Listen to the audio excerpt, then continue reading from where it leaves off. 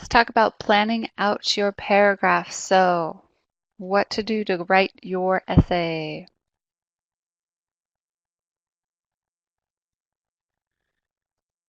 So, outline before you write. Decide what you need to write.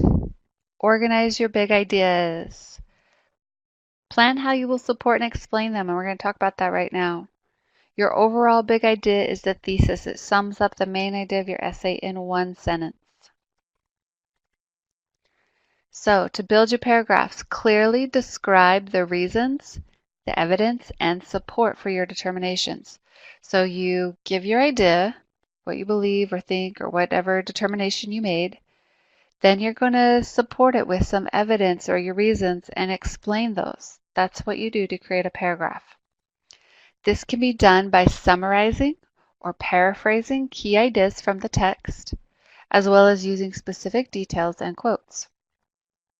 So, to paraphrase, right, you can use the details of the work but not the words of the original.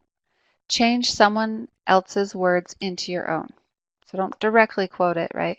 Here is an example. So we have an original quote right here, and then you're just putting it into your own words. So same idea. So this one, the original says 1/8 of the whole population were colored slaves, not distributed generally over the Union, but localized in the southern part of it. Okay, so you have to think for a minute, what's the main idea? Okay, so 1/8 of the people were slaves and they were all in the South. That's basically paraphrasing it. So here they wrote it like this. At the time of the Civil War, slavery was localized in the South. 1 out of 8 people was an African American held in bondage. So that's another way of saying it, right? Just putting it into your own words. You can also summarize, right? Summarize a key point or event. And this is important in your essay because you want to assume that the audience knows the speech already. So you don't need to retell the whole speech. You just sum it up. What was the main idea into one sentence? Okay, here it gives a little detail here.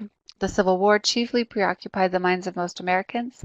When Abraham Lincoln was first elected president, there were politicians who would let war come to America through politics and negotiation rather than try to preserve the Union at any cost.